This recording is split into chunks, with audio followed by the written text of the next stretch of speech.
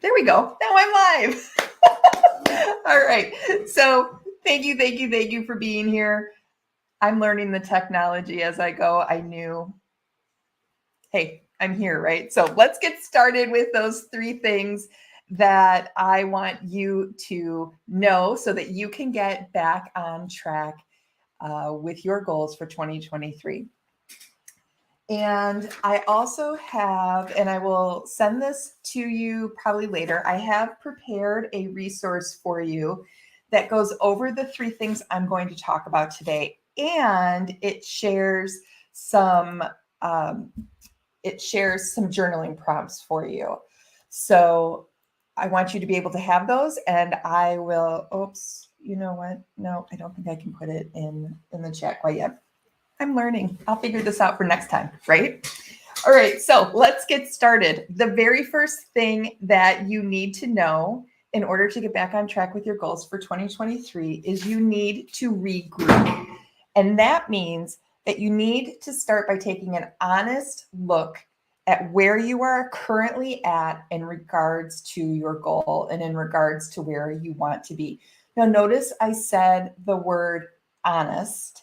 And that is because I want you to be very cognizant of the level of honesty that you're showing yourself. There's no reason to cover anything up here, but also there is no reason to feel shame, blame, disappointment, embarrassment, fear, any of those things. Those are useless emotions that have absolutely no value to where you're going. The only value that they have is if you choose to believe them, and then they are priceless because they are costing you your dreams. So be very, very aware of when you're projecting a story onto yourself about how you should be farther along, or how you shouldn't have let this dream go, or how you always make big plans and then you never follow through. We don't do that around here. So please don't do that for yourself either. So when you are going to start with step number 1, which is regroup, you are going to take a very honest look of where you are at. And you might want to ask yourself some of these questions. What specific actions have you taken so far? And again, the emphasis there is on specific. I like to do this work in my journal, and I will just go through and I will list exactly what it is that I have done. Okay. And then the flip side of that is, what specific actions have you avoided and why? Again, this is where honesty is really going to come into play here. What have you avoided? Again, no blame, no shame, no guilt. Just take a look and tell yourself, I have avoided doing LinkedIn Lives because I was afraid that the technology wouldn't work on me. Well, guess what? The technology kind of fooled me a little bit, but I'm still here, right? So think about, what have you done specifically? What specifically have you avoided that you know that you need to do? Another question you can ask yourself is, what thoughts have been running through the back of your mind about your ability to do this work? Because on one level, we can be like, yay, rah, rah, like I'm going to do this really big thing. But in the back of our mind, we are letting doubt call the shots. And if you know me, you know that I am a huge, huge advocate of doubting your doubt, right? Punching holes in your doubt, which is, I'm also going to put a plug in for my podcast, which is the Flight School Podcast. Tomorrow, I have a new episode releasing where I actually walk through some of the doubt thoughts that came up as I was preparing a new offer. And I show you specifically how I worked through doubting my doubt. So check that out. It will go live tomorrow, the Flight School Podcast. I'd love for you to listen to it. So be thinking, what thoughts have you let yourself think that have kind of, maybe you've let yourself off the hook. Maybe you've let things slide. Maybe you've got old stories running through your head of how you're not capable, how you're not talented enough, how you don't know what you're doing. That is one of my favorite ones, by the way, when people tell me they don't know what they're doing, because here's the truth to that. We all know how to do a Google search, right? We all know how to search for something on YouTube. There's no reason why any of us should say, I don't know what I'm doing. That is just confusion that your brain feeds you to try to keep you from moving forward. And then the last question, and this one is really, really important, and that is, where have you broken trust with yourself by not doing what you said you would do? That is a really, really big one, because every time we procrastinate, every time we let ourselves off the hook, we are breaking trust with ourselves. And we may think that it doesn't matter. We may think it doesn't matter that we let this teeny tiny little thing on our to-do list slide to another day. But here's what happens. When you don't show up for those little things, the big things, you're telling yourself you're not trustworthy to show up for the big things either. So as you're taking a look and regrouping and figuring out exactly where you at, where have you violated your trust with yourself so far this year? Again, no blame, no shame, no guilt. Be very honest with yourself. That is how you grow. All right, so step number 1 was regroup. Step number 2, review your goal and your why behind doing it. A lot of the time, we lose sight of what exactly our goal looks like. So as we are reconnecting with the goal, it's important that we revisit, what exactly does that look like? Now, I get asked a lot, what happens if I start with one goal and it shifts to a new goal? And here's how I answer that. Shifting your goal is fine as long as you are not shifting it to avoid doing the hard work that is involved with doing the first goal. A lot of times when we start out working on something and we get into the work of it, the discomfort of doing it, the ickiness and the, like that yuckiness that we feel as we are trudging through and doing the work, it is so, so tempting to move our endpoint and to pick something different that maybe feels good in the moment, but is no longer aligned with where we want to go. So if you find yourself constantly never finishing goals, ask yourself why. Ask yourself, what is my quitting protocol? What usually happens when I quit on myself on a goal? Okay, because we all have a quitting protocol. We all have the same behaviors and the same patterns that come up for us whenever we are not following through with something. And as soon as you can identify what those are for you, you can change them. So be on the lookout for that. So if you are starting out on a goal and you want to change your endpoint, ask yourself the question, why? Why am I changing the endpoint? Is it to avoid the discomfort of doing the hard work? Or is it because I want to go even farther? Okay, so hopefully that will answer your question there.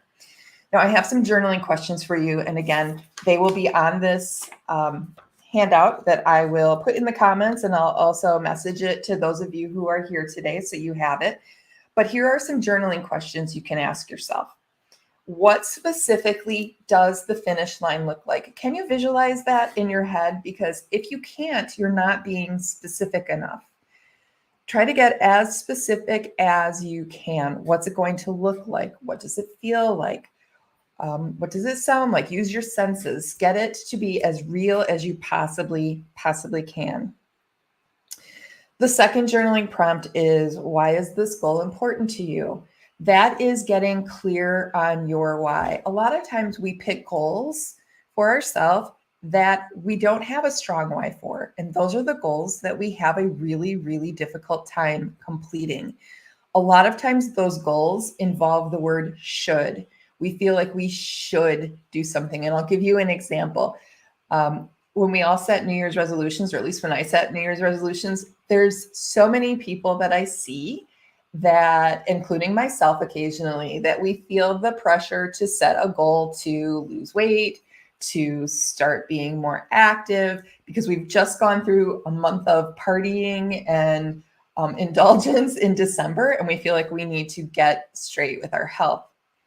Is that something you really want to do, or is it something you're doing just because you think you should do it? So get super clear on why your goal matters to you. Go as deep as you can. Even if you come up with a reason, ask yourself, keep asking yourself why. Why does this matter? Why does this matter? Why does this matter? And see if you can get to your deepest why. One of the reasons we want a strong why is because our why is our anchor for us when the going gets tough. And it always gets tough when we are doing the work. That discomfort is a part of our growth. It is not a sign you're doing anything wrong. It's actually a really good thing. And if you're feeling discomfort when you're working on a new goal, it actually is a sign you're headed in the right direction. Isn't that cool to think about? So that why is something that we can anchor to when things are getting tough, and we can reconnect with that why. If you are not clear on your why, like many of you, and thank you for those of you who shared in the chat about what your goal is for this year, ask yourself why. Why does this matter? Why does it matter that I get new clients? Why does it matter that I finish my certification? Okay, what does that truly, truly mean to you? So another question you could ask yourself is, what does success mean to me? Why do you want to be successful? How is that success going to make you feel? See if you can embody that feeling and get super clear on what that looks like for yourself. Now, also, as you're reconnecting with your goals, it's important that you take a look in the reconnect stage of what are the specific steps you need to take from this day going forward to meet that goal. And the way that I do this is I like to write each of those steps down on a Post-it note, one at a time, no matter what thought comes to me, no matter what step comes to me, no matter how small. If it's a big step, I try to break it down into littler steps. That's super important. And I put them on a Post-it and then I stick them up on my wall. And then what I do is I start with the end in mind. I start with the goal actually being met. And I ask myself, what needs to come before that step? And I move the Post-it there. And what I do is I'm creating almost like a backwards timeline on my wall. That's called backward design. And it's designing with the goal in mind, with the endpoint in mind. And what happens when we do that is it gives us super clarity on the steps we need to take and the order that we need to take them. And then finally, the last question to ask yourself in the reconnect stage is, what do you need to avoid?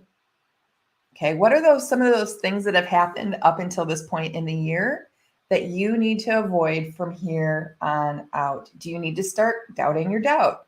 Do you need to start doing something, maybe getting up a half hour earlier and spending some time in the morning working on whatever that is for your goal? Here's the thing, like I am a huge believer in early rising. I am up at 5 a.m. every day naturally, I don't need an alarm.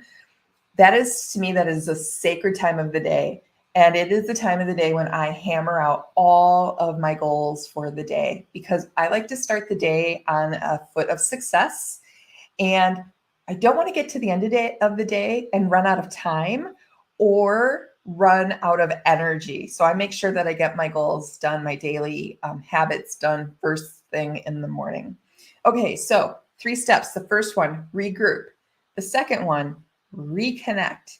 And the third one is recommit. And before I go through recommit, I do want to mention, if you have any questions at all, please throw them into the chat. I have figured out how to see the chat. So if you put those into the chat, I'd be happy to answer some questions for you. So regroup, reconnect, and recommit is the final step of your goal. Final step to get yourself back on track. And when you are recommitting, you are fully embodying your goal with both your head and your heart. And this is really important distinction, because a lot of times we only do one. And usually we commit with our head. We say in our head, I'm going to lose 20 pounds, but we're not feeling it in our heart. We're not feeling it in our body. We're not feeling any emotion towards it. And that emotion is what causes us to take action. And so if we're not feeling it in our heart and we're not generating the emotion, we are not fully recommitting to it. And that is something new that I have learned that has really, really changed my level of success, knowing that it can't just be in my head, it has to be in my heart. It is something that I embody. So I'll go through the journaling questions for recommit, but again, the 3 steps: regroup, reconnect, and recommit. So let's talk about what are some of those journaling prompts or questions you can ask yourself to help you recommit. The first one is, I want you to journal, how are you going to handle the naysayers, including that voice in your head that tells you that you can't do this? Decide ahead of time the thoughts you want to think. Decide ahead of time what you're going to say, because there is always someone who is going to try to tell you that you can't do it. And I challenge you that most of the time it is going to be the voice in your head. So prepare yourself. What do you want to say to that voice to quiet it down? What are you going to tell yourself? What are you going to tell your mom when she tells you that that's nice, honey? Maybe you shouldn't do that because she doesn't want you to be disappointed. Okay. What are you going to say to the naysayers, the people who don't support your dreams and your goals, the people who maybe are looking to the person you were in the past instead of the person that you're becoming, and is reminding you that maybe in the past you haven't been successful, but they don't know where you're going. They don't know what you're capable of doing now. Okay. So what are you going to say to those people? What are you going to say to yourself? What are you going to say to your doubt? Another journaling prompt. Why was this goal put on your heart to achieve? Why are you the one to do this work? I am a firm believer that ideas and inspirations and dreams were given to us because they are ours to realize. They are ours to bring to life. So why are you the one? Why are you the one that was given this dream? It's kind of a responsibility if you think about it, right? So ask yourself, why me? Why was this given to me? And finally, the last journaling prompt or question you can ask yourself is, what powerful thoughts will you think to support you and your journey ahead? And again, this goes back to deciding ahead of time how you want to think. So like, I will share with you one of my favorite thoughts. This is happening. That is one of my favorite thoughts that I have running through the back of my head. And anytime my doubt decides to rear up and try to keep me from moving forward, I just remind it, this is happening. I step aside and I let it pass through my head. I do not entertain doubt. I have no use for doubt where I am headed. So those are the 3 steps: regroup, reconnect, and recommit. Now, if you are curious about going deeper with these 3 steps and starting to do the work, I told you I would share with you an opportunity that I have, and that is this Wednesday, July 19th. I am doing a 2-hour workshop where we are going to go in depth with each of these 3 things, and we are actually going to do the work. By the time you leave the workshop, you will walk away so refreshed, so empowered, so ready to make those goals a reality. So I want to remind you, you chose these goals for yourself at the beginning of the year, at the beginning of the month, whenever it was. They mattered to you. If they matter to you now and still, it's time to start taking action on them. They are part of your reason for being here. So if you're interested in joining me, let me see, I don't know if I can put it in the comments. Oh, I can. Okay, there we go. The Back on Track workshop is Wednesday. It is just $99. Okay, I made it super affordable for everyone. $99, Wednesday, the 19th, 10 a.m. Central. If you cannot be there live, it is not a problem. I'm going to send you everything you need to be able to do this work. Telling yourself that you're not available, even if it's something that you truly want to do, is just an excuse, and we don't need to do excuses when it comes to our goals. So please join me on Wednesday. We're going to go more in depth with these 3 steps that we need to take. We are going to get excited for our goals, excited for the possibility that is lying ahead of us, and excited for everything that we're going to be able to do so that when we get to the end of the year, we can look back and instead of saying, oh, I didn't do that, we can say, look what I did. This was so much fun. So I hope you'll join me. It's www.jenlaffin.com/back on track, one word. So if there are no other comments, if anyone has a comment and they want to throw it into the chat, I'd be happy to try to answer that with a few minutes that we have left. I want to thank you all for being here. I hope that these 3 steps gave you some direction. I would love to see you on Wednesday. I would love to help you get back on track, stop procrastinating, start taking action on your goals, develop your self-trust so that your mind knows that you truly can do great things because you can. All right, everybody, thank you so much for being here today. I'm not seeing any questions. If you do have questions, please feel free to shoot me a DM. Be happy to answer that for you. And with that being said, again, thank you for being here. I hope you all have a magical rest of your day.